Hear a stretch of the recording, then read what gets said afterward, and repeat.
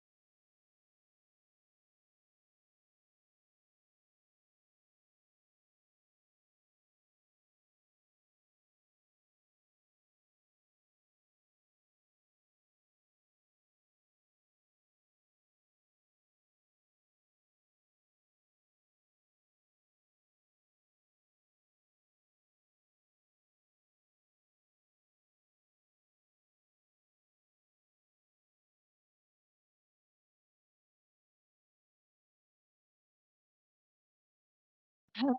Sorry, I do apologize for being a couple of minutes late. It is one of those days, shall we say. Um, oh dear. Um, okay, I will admit I now need to get everything open again. Sorry? Oh, I'm not hearing so whoever that's talking, I'm sorry, it's cracking up terribly. I don't know if it's me or what's going on. Um, hello to those who saw me last week. I am here again to go through. I'm just going to touch base again this morning on risk management forms. And then we will go through again. Some of you may have already seen the SWPs, but for a lot of you, it's probably the first time. Thanks again to Lani for sending out the information on the how-to guides and the videos. Can I get you to, if you have specific questions, just throw them into the chat now so that I can make sure that I go through that process for you all. I'm hoping that you've all had a chance to play in the system in some capacity.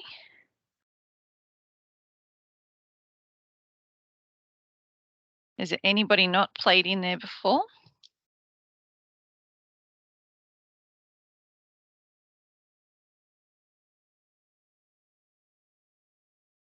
No? Can someone confirm that you can hear me? I'm not getting any. Yeah, we can hear you, Alex. Thank you. Yes, we can hear you. Everybody was just very quiet. All right. Okay.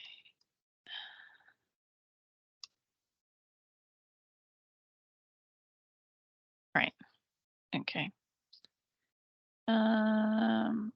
Okay, I haven't got that RMF profit package.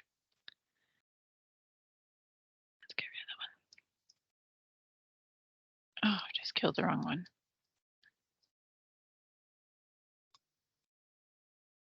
Oh no, there it is. Okay, let me just share this. I know it says safe work procedures, but just please ignore that for the moment, because once I get into the system, I will be showing you RMFs first off. Just need to get into the system.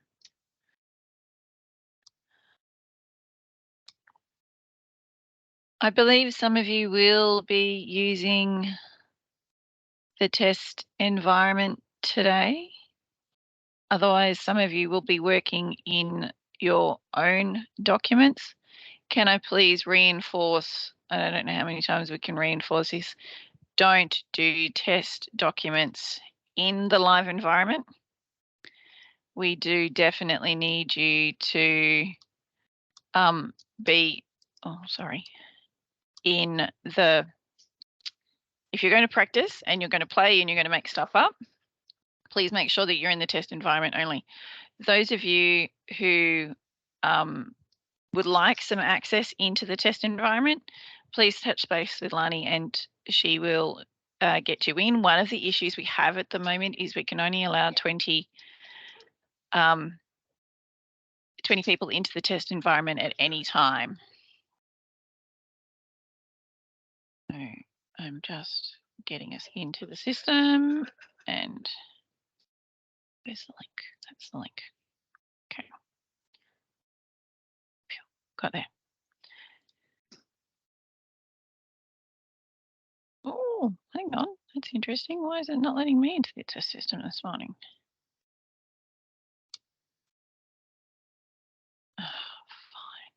I was going to ask a question, Alex. Go ahead. If we're not using the test environment and just using live documents, is it helpful if we give up our? Can we give up our that account so someone else can use it? Is that helpful? Yes, I'm happy for you to pass that on so somebody else can use the access. That's no problem. But I think, yeah. If you know that you're not going to use yours today because you're going into your own documents, that's perfectly fine. Okay. You can pass that on to somebody now. Okay. The reason I've got the PowerPoint up for safe work procedures, the intro is very similar for whether we're talking SWPs or RMFs, because you will all have gone through the same process with your RMFs as you have with your SWPs. We all know that SafeSys is no longer. Documents were transitioned over, and then we've had to go through the process of either backfilling them and updating them and going through that new approval process, or we are now moving forward and creating them only in the university Salus system. So what is Salus? Look, it will look like this if you haven't been in there before. You can always access it through the safety website, or there's a variety of other little links. My advice is just go through the safety website. It's the quickest and easiest. There's a big yellow box that helps you there. What you will see on the front page is what your profile allows you to see. So we have a variety of profiles based on what you do in the organization. So you may be just a general user who is coming through and creating documents, and that will also include students as that general profile. Then we have supervisors, academic profiles, which get additional access. All our academics are considered approvers in the system. If you're a professional staff member here, because you're technical staff or for some other reasons, you will need to ensure with Lani that you have approver access to be able to take a document to that final stage of saying, yes, it's approved in the system. Okay. Then we also have head of schools and school managers and technical staff profiles and things like that. Lani has actually more access than me at the moment. So she has the ability to view all the documents within the school and work within them to a certain degree. I'm supposed to have super user access, but my super user profile is funky and it doesn't like me. So I can't see half of what Lani can see. Eventually they will fix it. So if you haven't seen Salus before, what came over from SafeSys was the risk management and safe work procedures. What was also in WHS Monitor was the hazards reporting, incident management, and our inspection processes. Salus's overall program is combining those, but also allowing us to do equipment management. What was known as corrective actions is now known as action management. What we had in the SafeSys system, which was our reading documents for competency, is now an enhanced process of competency management. So you can specify a higher level of competency to a document or a process depending on who's using it. And then we also have our inspections and other things that we're still going to roll out, and this will evolve over time. So what we see today may be different in a couple of months' time when we add in some extra modules. And in the next drop, it will also go to an app. I believe it is going to the Roam app. They're still working on that one. They haven't quite finalized it. So it's a combination of what we all had. So I'm actually going to pull up over here at the moment. And let me just also, I'm going to put some links in the chat as we go, because as much as Lani sent out all the links to the Salus pages and help guides, we are also updating our how-to guides on a bit of a daily process at the moment. Petrina, who you may have seen her name on the PowerPoint, she is updating the how-to guides as we go. So I'm going to cut and paste this link in, and this is the document transition link. So this is the document that will tell you what you need to backfill for any of your documents that were transitioned over. Yeah, it looks like my screen is frozen. That's really attractive. And it will take you through those steps of what documents came over, what gaps we're missing, and where we need to go to from there. So I'm now in the test system. So any documents that I see in here are now going to be fictional. And one of the issues associated with this test system, so we can see it's got a big yellow test at the top and a big yellow test here, is that we don't have everybody's names and details and things in it. So it is still missing some. It's not 100% training environment, it's a testing environment. So I'm pretty sure, oh no, I will, isn't it? The profile I'm in. I should be able to go into my RMFs that were assigned to me as, no, it didn't work, sorry. RMFs. When you look at the system, it's broken into two buckets. A bit like what we had on SafeSys, we had the live and the holding. We have two buckets here that will always allow you to update documents in a much easier fashion. You can have your published documents, which are approved and are sitting there, and that's what your users are using as your preferred documents. Your draft documents are always going to be available unless you close them, which is the new version of archiving them. But what it does allow you to do is you can work on a document while another one is still published. You don't have to transfer it backwards and forwards like you used to do in the live and holding buckets in SafeSys. Now you can have both going at the same time. It doesn't mean that if you're concerned about your published document and you know that major changes need to be made, you can unpublish that. But we can go through that as we go. So just a brief touch on, again, on the RMFs, because we did go through this the other day. I'm going to go feed a cat tablet.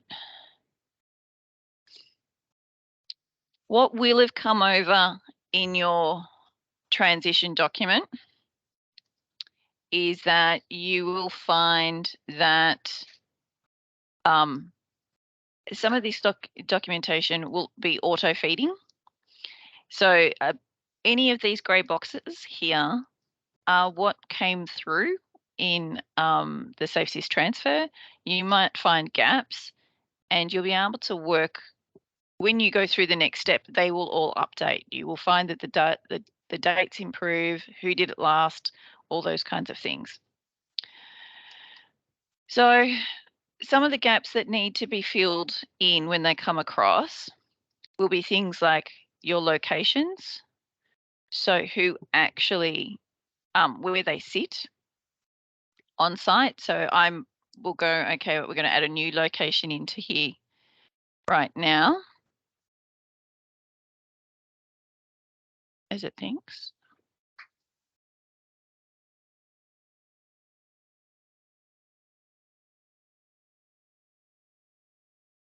Oh, it is slow, maybe because we're all in it playing. Here we go. And you will find that if you've never used these ones before, we use a tree format for some of these selections, which was much easier than the old WHS monitor process of trying to find a location. This, in the test environment, I won't have it, but you will be able to find it in yours when you're in your live documents. And we've got all of our other sites. Probably should have picked Manly Vale because it's nice and easy. Let me find H20. What's it called? The Valentine Annex. Here. Sorry to anybody who's getting seasick. But you can see that it breaks down into different trees. And it will keep going until we get to a point where we can't go any further.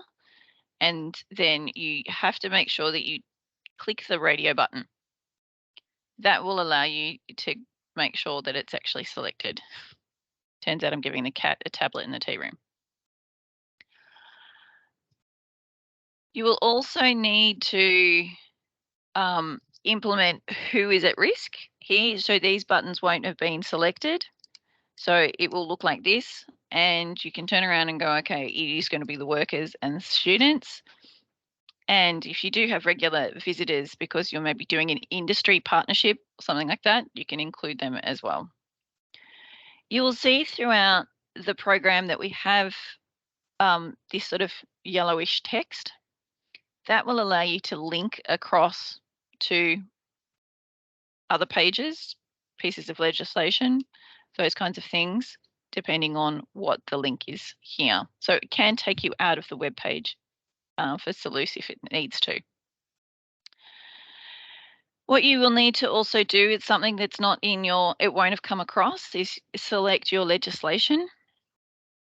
So again, it's a pull down menu. If you know exactly what you've got, you can, the health and safety documents will be at the top, and then there'll be the further breakdown of legislation as well. This is a new component that we haven't done in documents before. And if you're ever in doubt of what does it mean, these little I buttons will also help you give little tips and tricks. We haven't documented consultation in this style of format before. So again, it's a select list where you can actually go in and say, okay, here are all my options. It's also a good prompter to think, how am I talking to my people doing this process? Have I given them a briefing? Do I need to make sure that there's some safety posters appropriate to the hazards associated with what you're doing?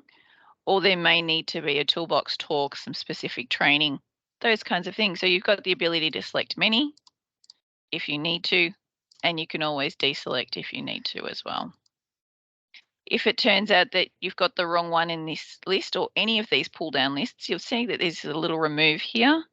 You do need to say which one you want to remove, and then you can bin it and it'll be gone.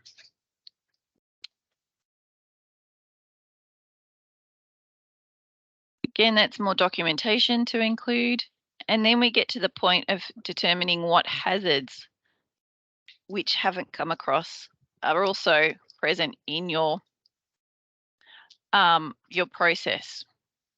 This is a little bit quirky in the live environment at the moment. I will acknowledge that this is a problem within the live environment, but I will show you what it will look like when we actually get it fine-tuned. So the idea is that what came across from from SafeSys was a database of 40,000 different hazards.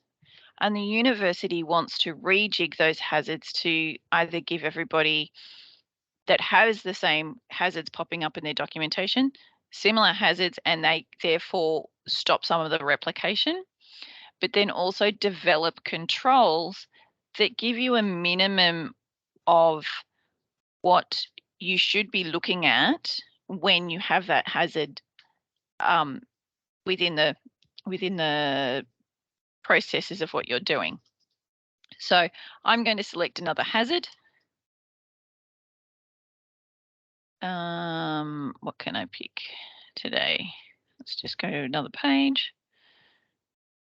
We're going to say manual handling. Okay. We'll add that in.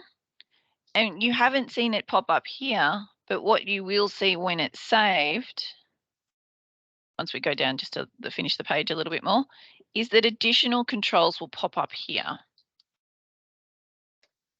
It's a little bit quirky, but it's very good once it's working correctly, because you'll be able to see I'm dealing with this hazard, this hazard, this hazard, and I have these things I need to consider in my processes. And it's the same across all of the modules, that if you've got hazards, it will start to tell you what kind of controls you should be implementing. That will also, let's just do this. Yeah, it's going to tell me I need to put in an overall ranking. So if at any point you save and you've forgotten something, it's really quite useful in telling you, you need to go and do that bit. So, okay, I now know I've got these hazards, they're sitting there. I'm going to also implement some additional controls that aren't in the list. So it might be an ad hoc one of, I'm going to wrap the cat in the blanket for this particular scenario, or I'm actually going to, if I'm dealing with a particular chemical that we know is quite significant in its hazards, but I'm using it at a 0.1% dilution, I can actually put that in as an ad hoc control as well. Okay. The overall risk ranking I spoke about last time with the group about what does the risk matrix look like. There was a link in here somewhere, but it's not. This is still very much a consequence and likelihood scenario, but these are the little slidey situations of how significant a risk am I dealing with. Cat in the cat getting a tablet. My likelihood of an injury is, if you're dealing with one of my cats, likely, but my consequence is minor, so it's a first aid situation. If I was dealing with, I'm going to pick a chemical hazard here, high concentration hydrofluoric acid, the likelihood of something going wrong because you've got all these controls in place is actually quite unlikely, but the consequence of it is severe. So these little slide things will allow you to pick what is going to be appropriate for the hazard and processes that what you're dealing with. You will also have to add in your emergency procedures because they won't have come across, so you do need to backfill that. And you can start to specify what do you want in regards to competencies.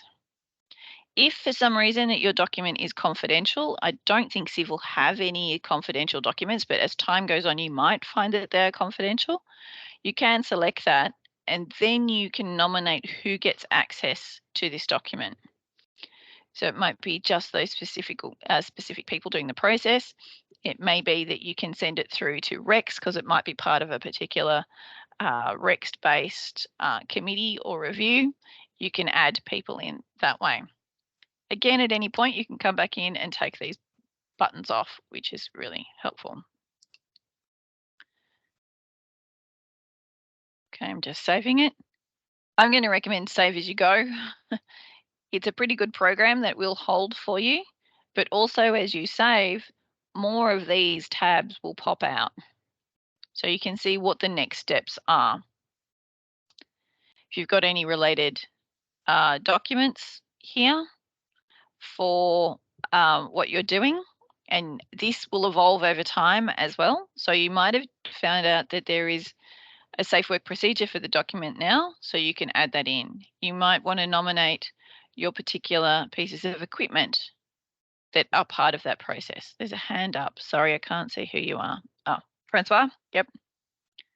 Hi, that's really a really great demonstration, I found, and for me it's really good. But what I'm just trying to figure out is that the last window you were on, where you were reassessing consequence likelihood, yep, for this particular case, we agree that this is for the overall risk on the totality of the hazard. Is that correct?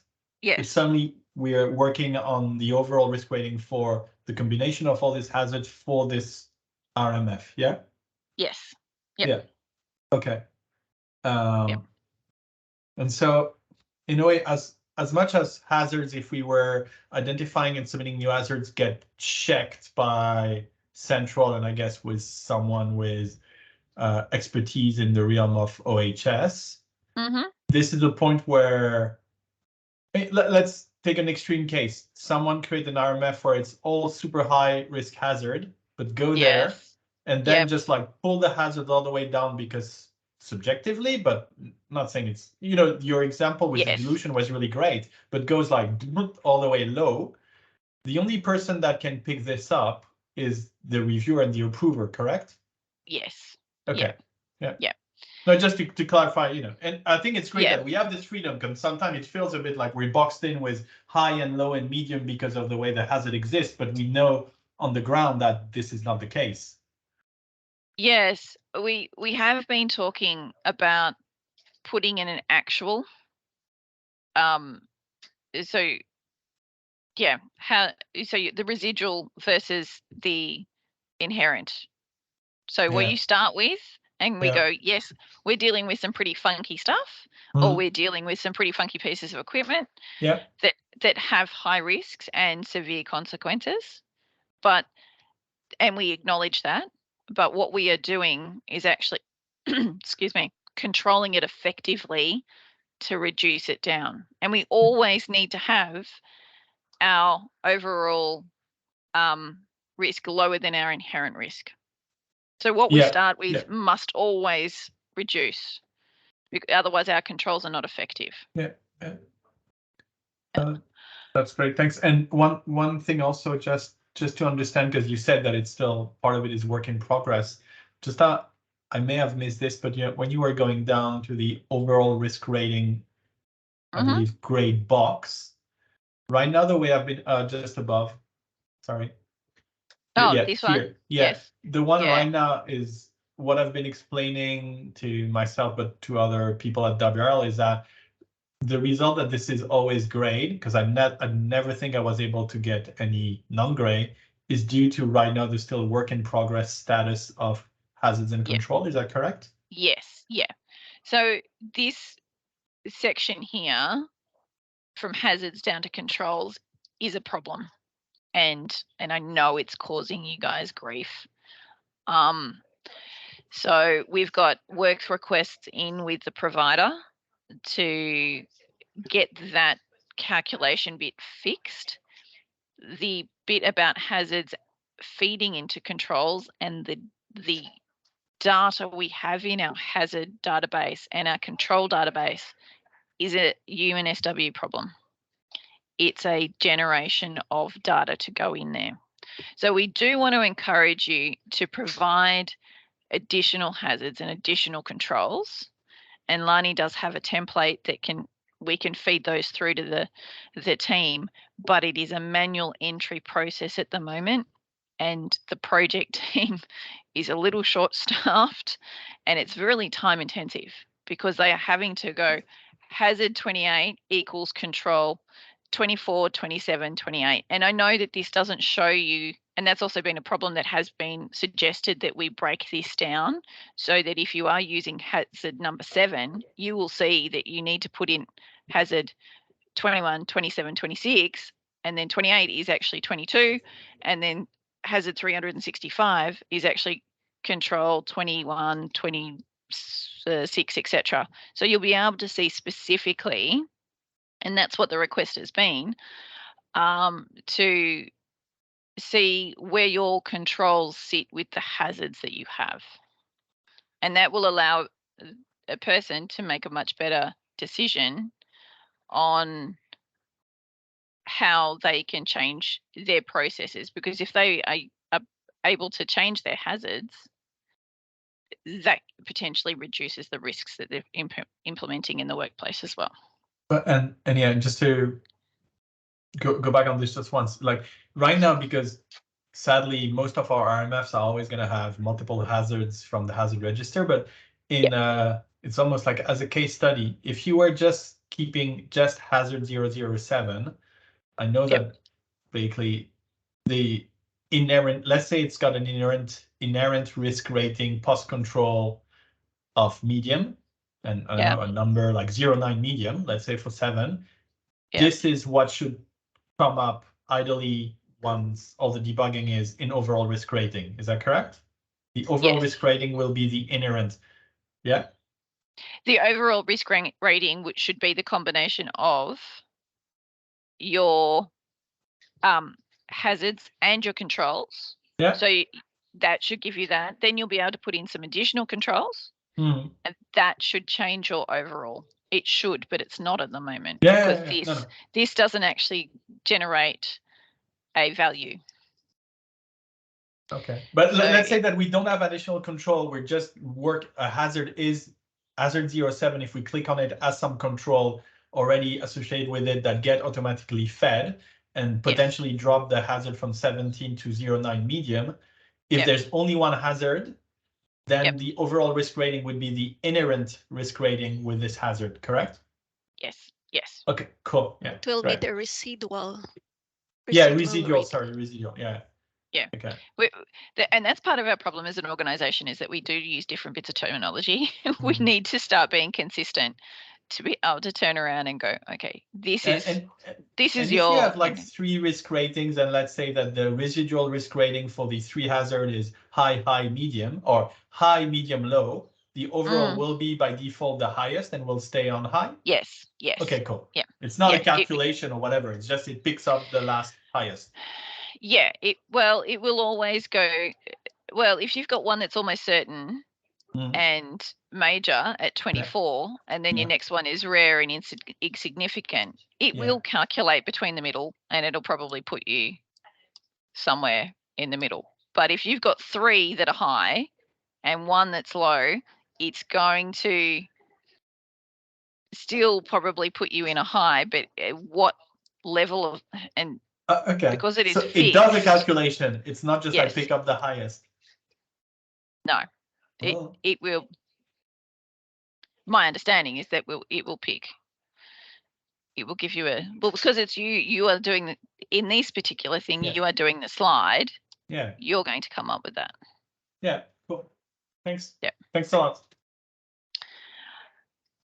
I don't want to spend too long into this one because we do have time in RMF, and I did run a session on this one.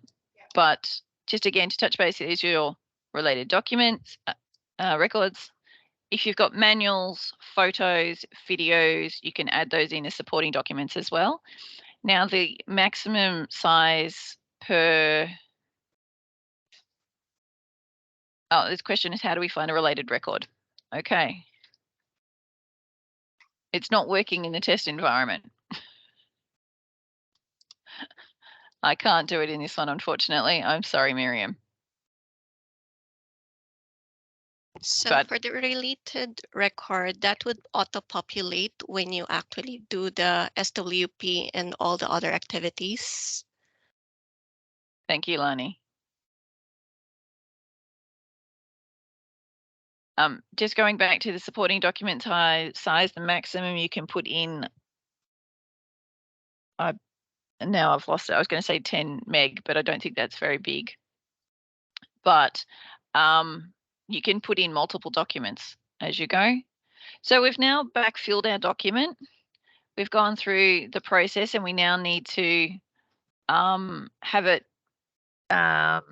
before we submit. We can actually request for another colleague or somebody else who's working as part of the process to review the document.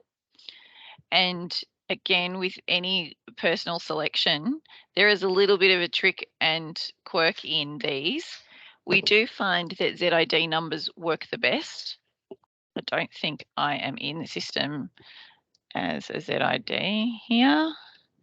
Let's have a look. Oh, but see, apparently my name doesn't work. When you are, so let me go back, cancel out of that. Oops, sorry. When you are putting any data into any of these boxes, then you use the magnifying glass to search. I'll put that in again. Okay, hi, 31341. Oops, there's too many threes in there. 341. Okay, so I've searched for myself. Going to select it. Again, you've got to use the radio button to select who I am. And now I'll be able to nominate those people. The biggest quirk in this one that seems to catch people, email document. Otherwise, they won't see it. That's just basically you giving permission for these people to see it. When you save it, an email will be sent to these people for the document to be reviewed. And you can remove them at any point if you no longer want them to be able to review the document. I will save it and it should come up saying that an email has been sent. There we go. And in the live environment, you will see that it will say document email has been sent. Once we know that we're right for the document to go, we can, if we're reviewing a document, we've made lots of changes, we can request for all people to go through the process of recompetency. So they need to reread the document or request the knowledge test. Or we can just submit for approval. Now I've had to nominate. No, I haven't had to. Oh, here we go. As we did with SafeSys, we had to say how often do we want this document to be reviewed. I'm going to recommend those of you who are going and updating documents at the moment, because of the quirks in the system with hazards and controls, if you are putting in, and you didn't hear this from me, Band-Aid approaches where you're just referring back to your SafeSys documents for your hazards and controls, and you're attaching that as a supporting documentation, have a short review period of 6 months. That will remind you to come back in, and when the system is functioning at its full capacity, it will allow you to come back in and catch up with some of those. I then nominate who I want I've got to put the Z in, who I want to send this to. Oh, that's because I can't spell his number. Okay. Please just ignore the numbers at the moment, the names. I've sent it through to a person. Oh, sorry, it's submitted by, and I want to approve that. I've clicked the wrong button.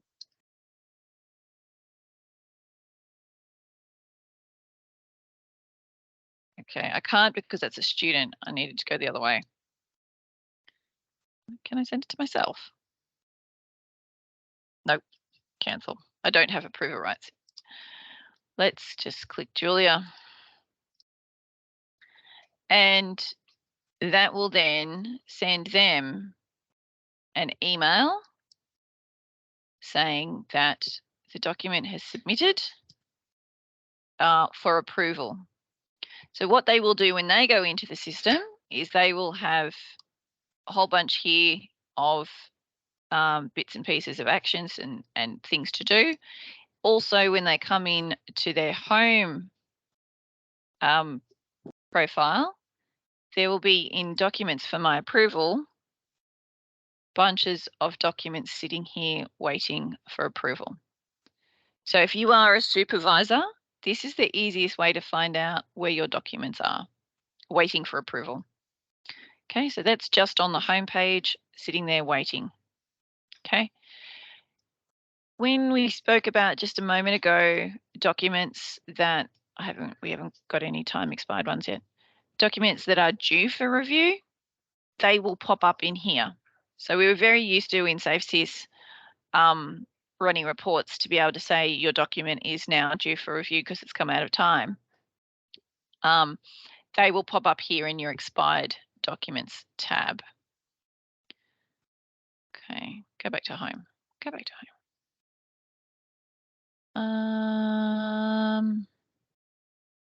Okay, let's have a look at an SWP. Oops. So these are the ones. So when you've got all your documents approved, they will be sitting here ready for you at any point. So the ones that are on the front page that says My RMF and My SWPs are the ones that are approved and ready for you to use. You go back over to here and we work under the draft safe work procedures. What are we going to do today? Oh, that's draft. Please note that if you're not used to this system, these tabs here will always refer to documents that link to you. You will always come in and it'll be My RMF or My SWP. For me, in this particular situation, I want to look at all draft ones only because I'm trying to, no, they've taken my cat one out.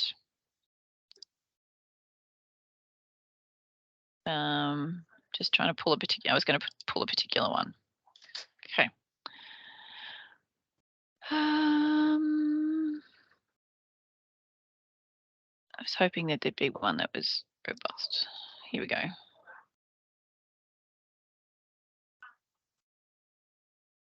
So again, when you go into your transitioned documents, you will see that there is some auto-fed documentation. The titles and descriptions will have come over from where they were previously. We haven't put in any equipment as yet because, why is this one in a lock? I can't edit this one because I'm not the owner. I can't edit this one. Okay. I'm going to get a new one. Okay. We can create a new one. But I can tell you what's missing. So you will see whenever you create a new one, there is all these blanks. They will fill in when you save it. Feed a cat tablet. Cat needs medication for diabetes. I don't know.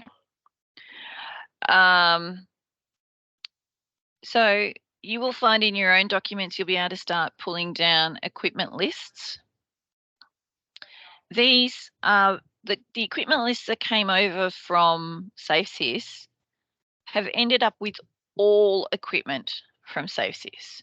So I do acknowledge that there will be a number of pieces of equipment in the system at the moment that have not been used for a number of years and may not even be serviceable any further.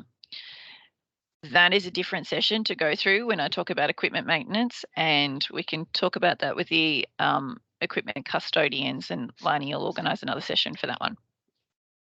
So don't be surprised if you go searching in here and you are finding a whole bunch of stuff that is out of service. Just giving you that heads up.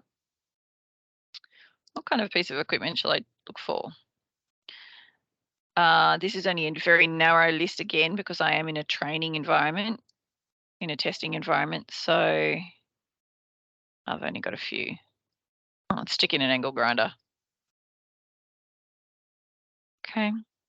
So you can use the roll down options here on the side. You can also, if I take that off, because now that I know it's in there, I can search for what it is. And I'll be able to go, okay, it sits here and it will have further information in the system here. What we do have in our equipment module now is we also have the previous asset number, or the SafeSys asset number. It's not in the test environment. They included it after they went live with the data. So we found that this is the automatic generated number in Salus. We've since retrograded and put in the SafeSys number as well. So you can go through and select as many pieces of equipment you're going to need for this safe work procedure. Okay. We also have PPE equipment lists in here. They are going to evolve over time as well. So this one only has 69 records in it. We will end up with hundreds and hundreds of pieces of PPE equipment in it. If you find out that there isn't a particular piece of PPE in the system, please touch base with Lani and she can make through the request of what needs to be added to the system. Sometimes we just need to check rather than having the ability for everybody to add a new piece of equipment. We just need to check that it's not written in a particular way, that it's a bit of terminology that we need to translate for everybody to know, okay, that's exactly the same piece of a kit. It's just known by a different name. Okay, so I'm going to put in some splash-proof goggles. What have we got down here? A safety helmet and a respirator. So you can see that we're starting to build a list here of what's required. Again, here we've got the ability to now link back to our RMF. I should have paid attention to what the RMF number was. Let me see if I can search for it. Cat. There we go. We've got how to feed a cat. I can now link that document in. And I'm also going to go, all right, well, we're going to, I know the number is 45. I can search on foot. No, it's not, sorry, wrong box. Cancel that one. Go back in again.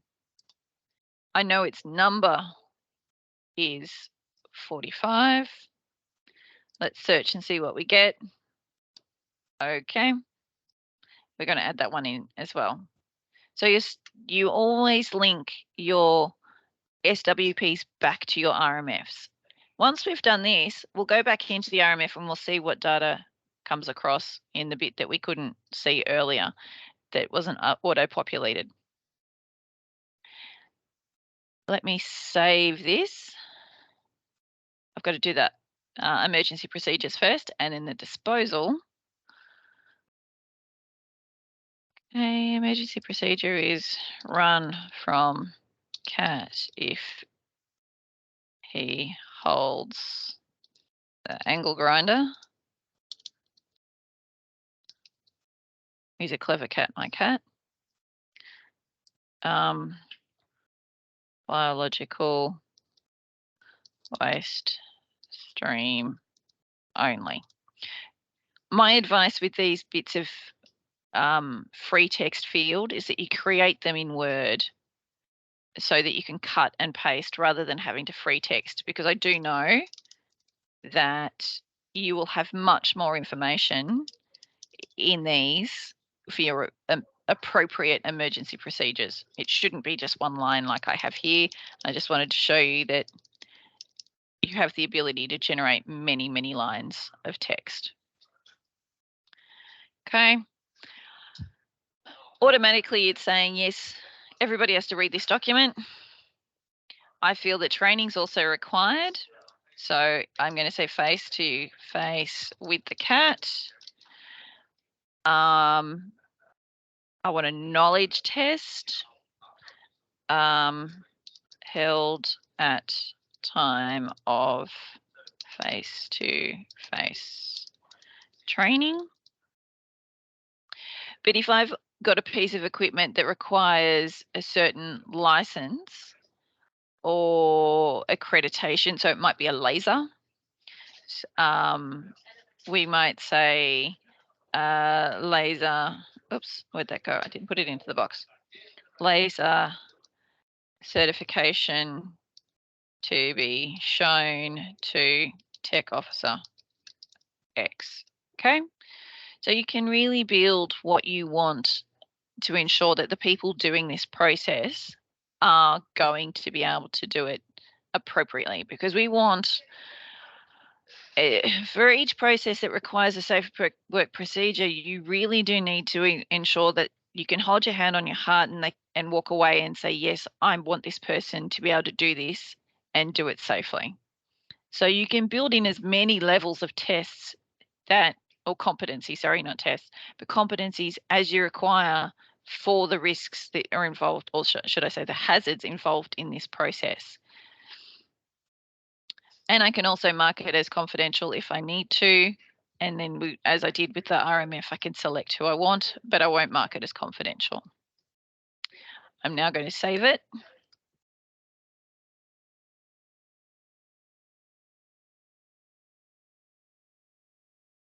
Okay, and look what happened.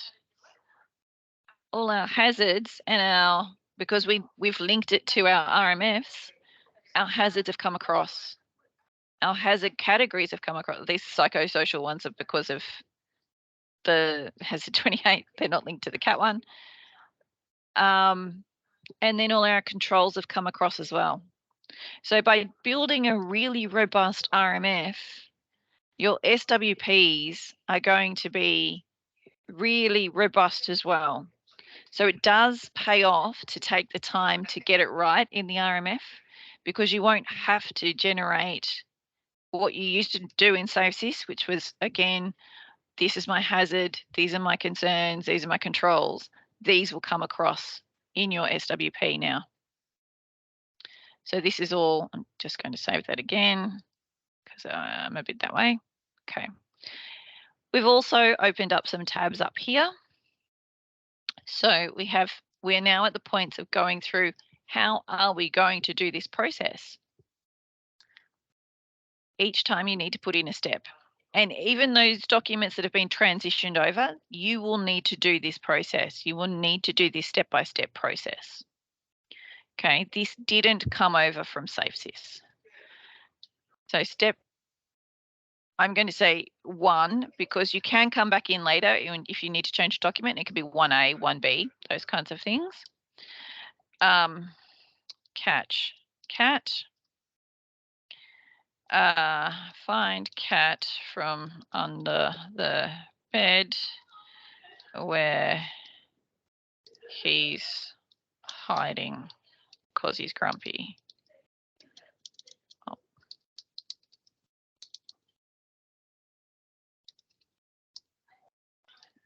Okay.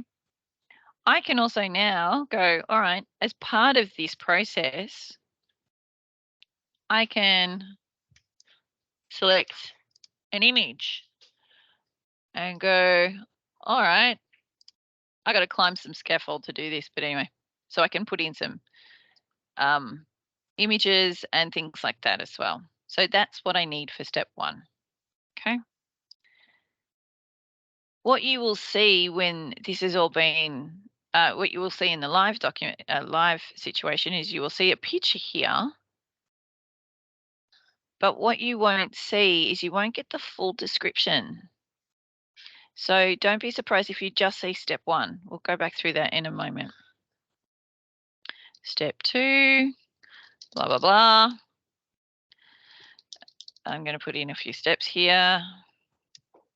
You will also see that it does have that one. It does have auto text, which is very good at finding out those spelling mistakes and things like that. And then I'm just going to put in 4 steps. So bear with me, because I just want to show you some things.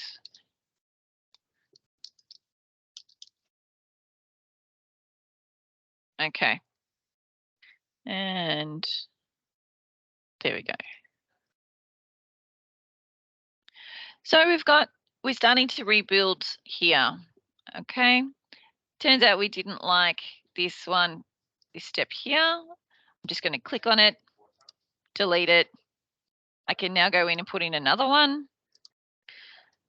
Redo number 3.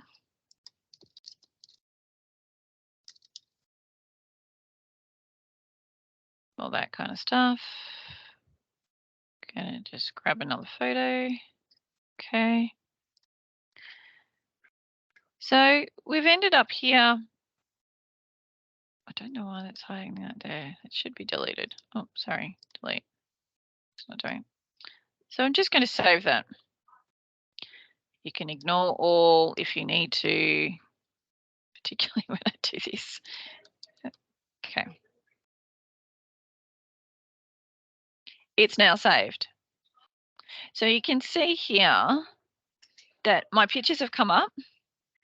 And this is a trick that has caught a couple of people, including one of my advisors the other day, where when you've only got a little byline in the description here and there are multiple lines underneath, you won't see that on the summary here.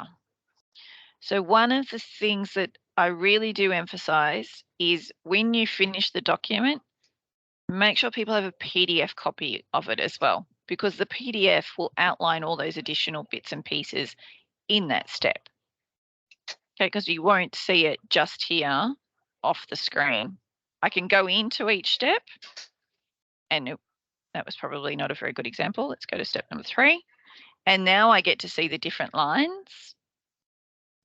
But as you can see here, it's only just condensed into one line. Okay. Supporting documentation, again, I can drop and drag, put in a video,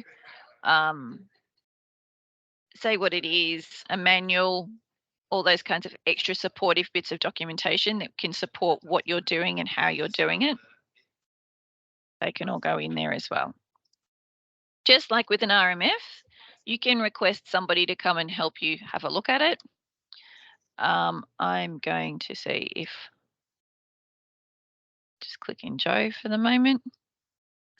I want Joe to have a look at it. I'm going to email that for review. Joe's going to get a PDF, and then those comments will have to come back via a comment on the PDF or via email. They can't feed back into the system changes. It's got to come back to you, or in this situation, it needs to come back to me to make changes in the in the system.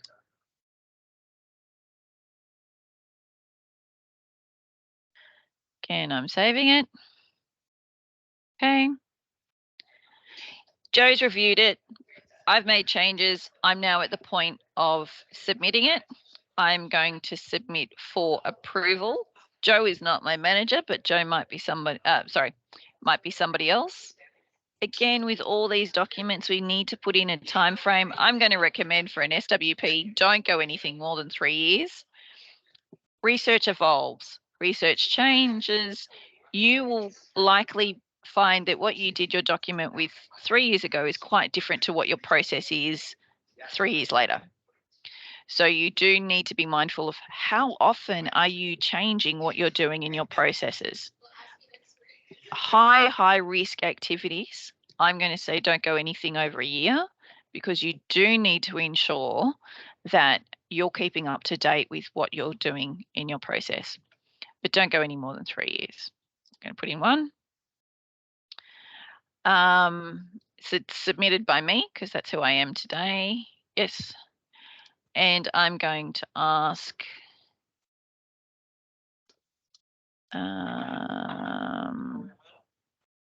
I'm going to try that one. I'll see if I can go in, and I'll show the approval process. Okay.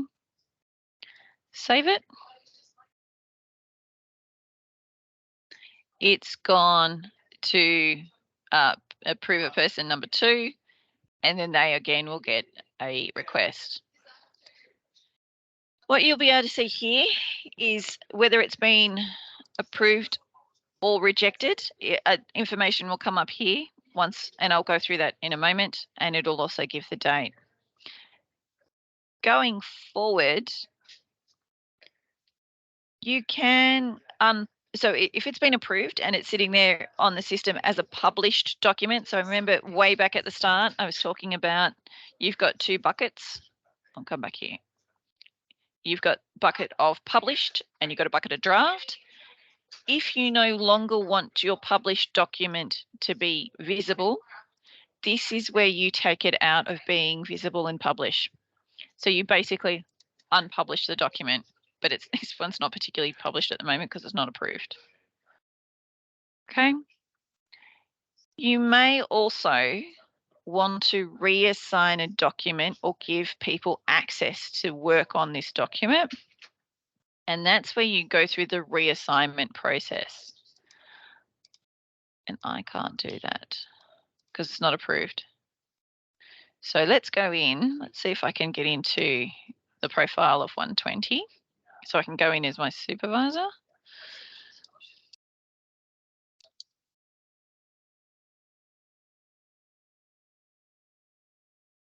I forgot to get the document number.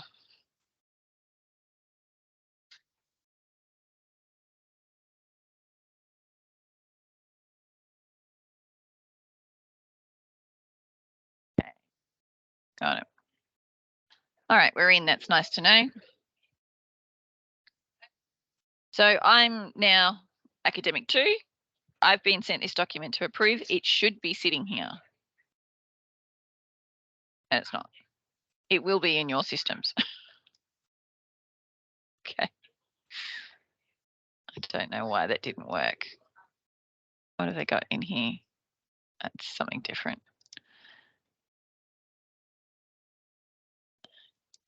All documents awaiting my approval. Here we go. Here's the one that I sent. So as person 1, I sent to person 2 saying, please approve my document. So I can go in. I can review it for its content and go, yes, that's all correct. I can see that the hazards are there. I can see that they've got appropriate emergency procedures. They're going to do some training. They're going to have a knowledge test. Fantastic. Doesn't need to be confidential.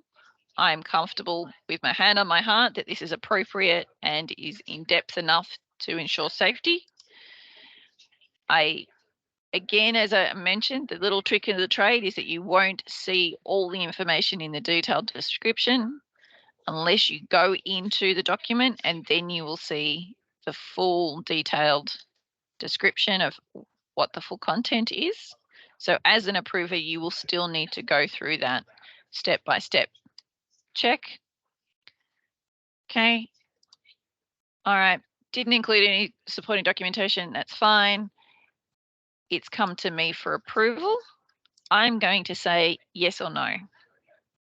I'm going to say, I like it. I'm going to approve it. It approved today's date. Let's save it. 6083. I'm just going to remember that number.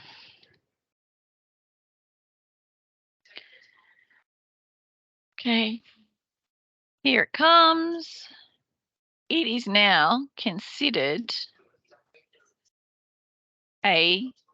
sorry, I'm in the wrong bit. Published document.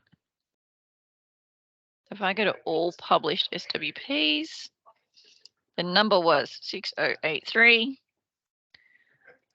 Let's have a search. There we go.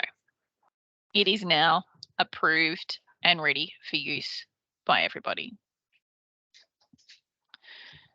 If I go back to being academic 1, oops, just to show you what it looks like from the person putting in the document.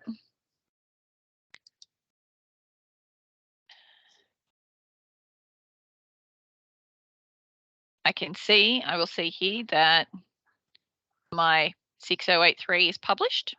Great. I can also go, well, now I need to update that document. I'm going to go back to the draft version of it. It's still sitting here in my draft bucket because it always will be. You can see that it's currently in as an approved document. I'm going to go into it. I'm not comfortable with it sitting out there being visible because I need to make a fair bit of changes to it. So I'm going to go and unpublish it. I'm going to unpublish it and say, yep, nobody else can see it at the moment because I'm going to update it or make more changes. Or we're now at a point where we've completely no longer, unfortunately, the cat died. We no longer need to give the cat its medication. So therefore, we can close the SWP. I will save it. Okay, the record is saved. If I go back to my bucket, draft SWPs, you will now see that it is closed. That is the same as what we used to do for archived.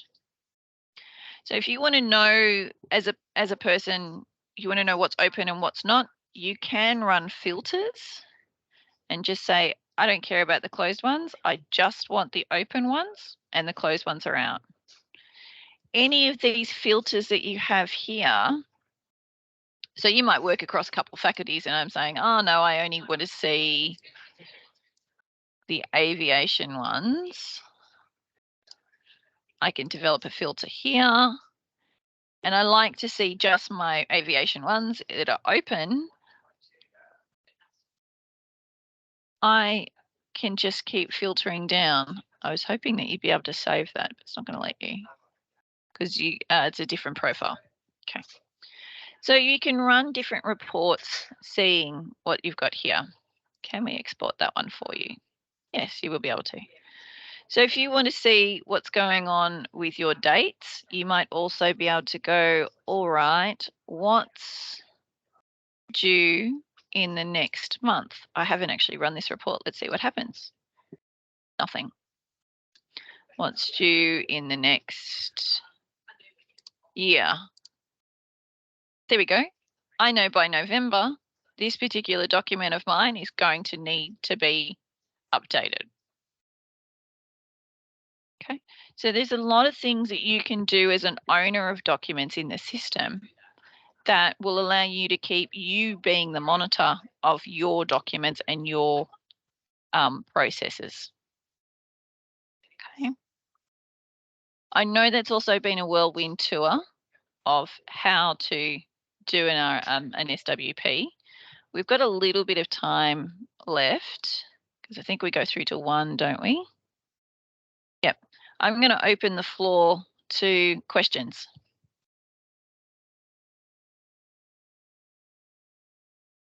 Oh, let's go back to the RMF and see if that auto-populated. Oh, come here. My RMF. My related documents. There we go. The SWPs come in, the related activities come in, and it's sitting there for you now.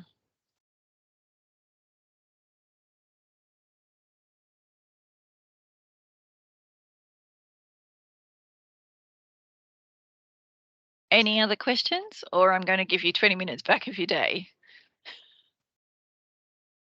So Alex, probably also discuss about the supporting document for the transition one. Oh, the how to, or the, sorry, give me another point, Lani. So I think it will be very good information for those who are going to work on their transition documents, that there is a supporting document from the SWP. So probably not in the tests. We probably need to do the live site. Can I just share my screen because this was... Sure. I will jump across to the live as well. Let me jump out of that one. Stop sharing. So you can jump in, Lani.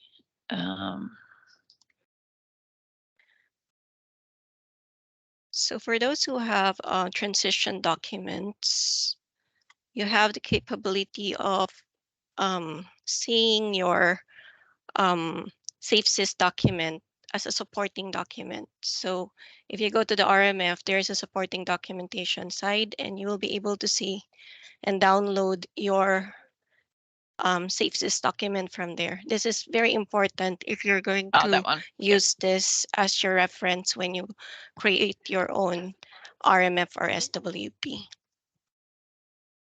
This will not be there permanently either. So it's come over at the moment as a, Lani, can you just pop that up because it's watermarked over the top of it.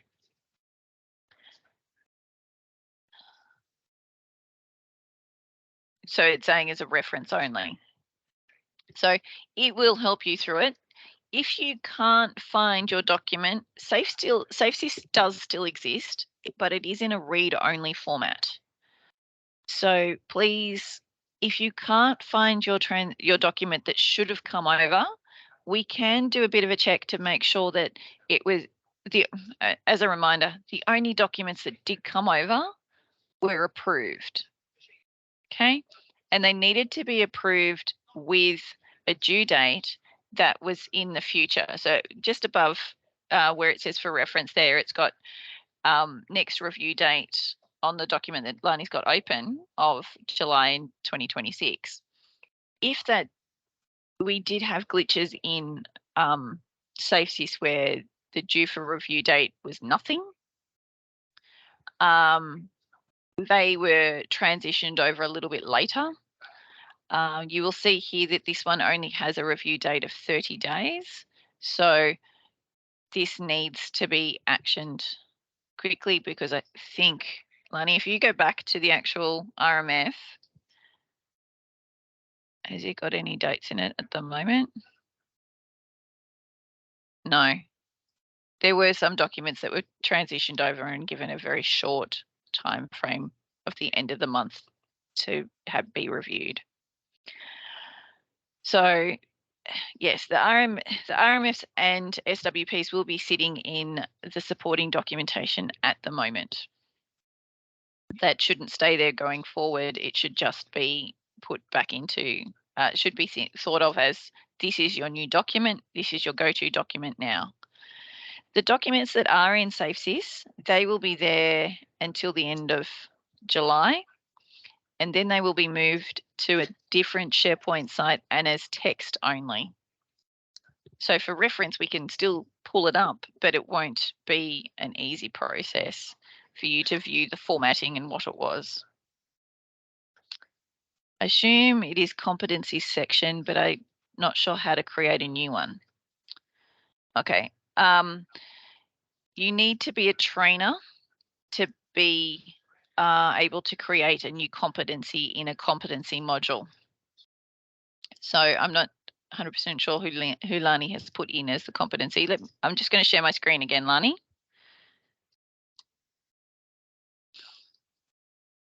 I'm now, oh, I thought I was in the live. I can still stay in test, it's all right. We have a competency module and competency plans. That will be another session because we do need to go through how to generate competency plans, how to make sure. We want to ensure that your documentation is robust and approved first before we go through the process of assigning it to people and developing competency plans. So we will run another session. I think, is it next week, Lani, we've allocated for that one? No, next week will be activity forms. Okay, we'll do activities before we do competencies. Yep. So we will do it in the next 2 weeks. I'll stop sharing. Yep. So Alex, can you just go through the process of finding transition documents, because I just got a message saying that they cannot find their documents. Okay, so let's go to home.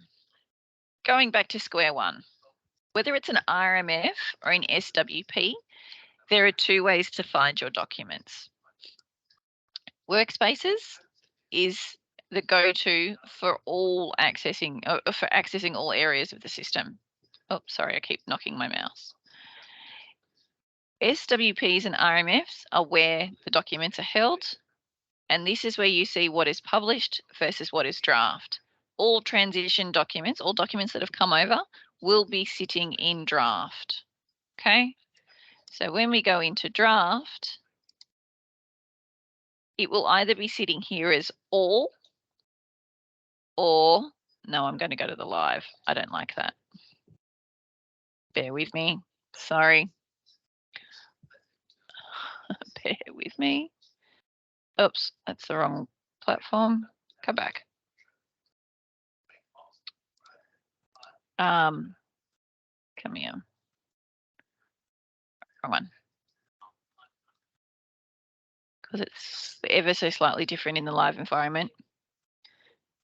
It's just catching up. Bear with me. I need to see all that other stuff. Go away. Go away. Go away. Go back in.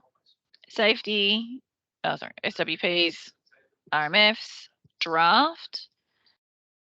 If it's not sitting in your My, it may be sitting in all RMFs. And then we will need to find out who the owner is. So if you were the last person to modify a document, you will be considered the owner if your name is in the system. We've got some quirkiness where we've got what's called orphan documents, and we don't have everybody's details in them. They've got no names, no approvers, no name, nobody assigned to them. So we do have a report for those as well. So you can go into engineering. Let's go into civil. If you know which area you're from, I'm just going to pick on WRL. Okay. And then apply. It will pull down what's currently sitting there in all RMFs in draft. Should be all drafted, but it's not. That's a bit weird. Okay. If at any point you know the name of your document, I'm just going to put in boat here. I'm plucking at straws. No. Drone. Have we got any drone documents? No, we don't.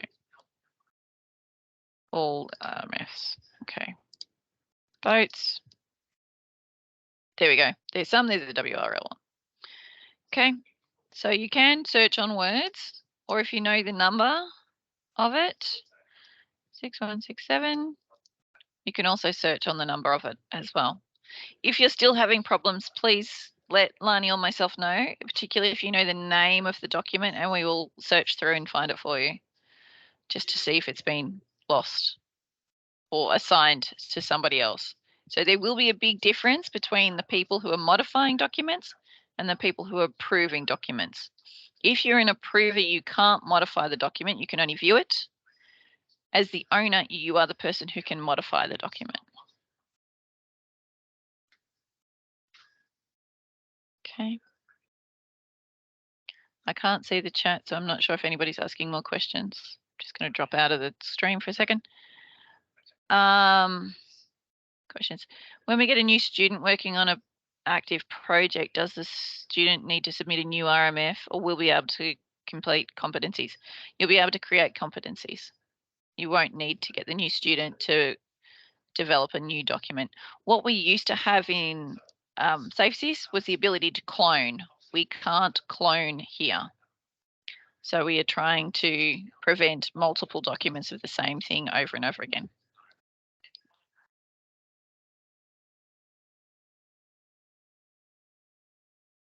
Any other questions?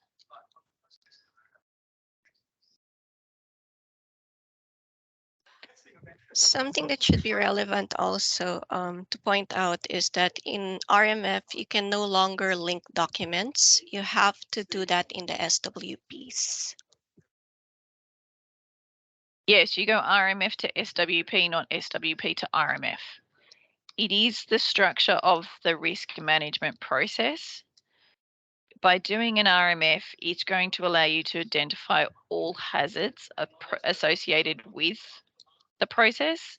You will be able to manage some of them and not need to go to an SWP, but anything that's a medium to high needs an SWP. So you do go through the RMF process first, then your SWPs, and then you can, as you saw in this one, once the system's working, it will feed all your automatic hazards and controls over to your SWPs, making life easier for you. The reason why I'm emphasizing on that is many of our SWPs don't have RMFs. So as civil, we are now going to have to do an RMF first for the equipment before we can do the SWP. Yes, there will be some fine tuning of our processes across the organisation. And I do admit that that is an additional workload for some areas, but once we get through this mountain of paperwork right now, being able to manage that going forward will be much easier in this system, because it will tell you when things are due easier. It will allow you to update your documents easier than what was in SafeSys, where you had to transfer between the two processes and the two buckets and things like that. It will be an easier process to manage your documents in once you've created them. At the moment, it seems like there's a mountain of work associated with creating and backfilling the transition of documents. But once that's done, it'll be a much more streamlined process for you all.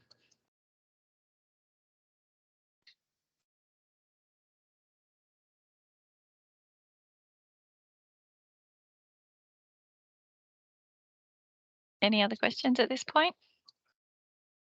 Do we need to create an SWP for operating equipment? Would be easy case of risk involving operating isn't rated high.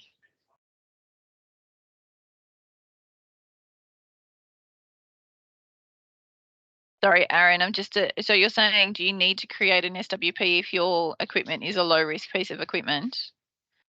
Is that what you're asking? Yeah. Yes. No. Okay. So okay. So we would write like a do the RMF instruction and the file or something. Yeah, you do the RMF, and the RMF would show that it was a low risk piece of equipment. So there's your overarching RMF, and then you guys just have local instructions. Yeah. You can still use, if you like the process of the SWP, absolutely, you are welcome to do it. No worries. Thank you.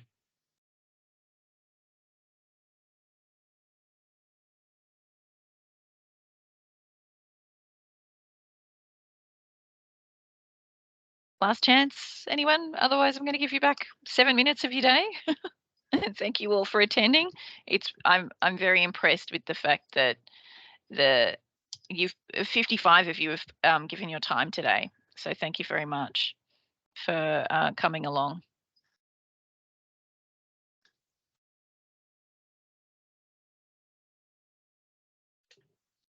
All right. I would turn my camera on, but I don't think it's working. We'll try again. There we go. Yep. And I'll say have a good afternoon to everybody, and I'll catch you at the next session if you're coming along. Okay. Thanks so much, everybody. Alex. I know it can be hard talking to a screen where everyone's hidden. It's one of these things. If we could do it in a classroom, I could see how people would be flowing on, but that's fine. No, I appreciate that everybody's come along. Okay, Thanks, thank you. everyone. Thank you very Bye. much. Okay, bye-bye.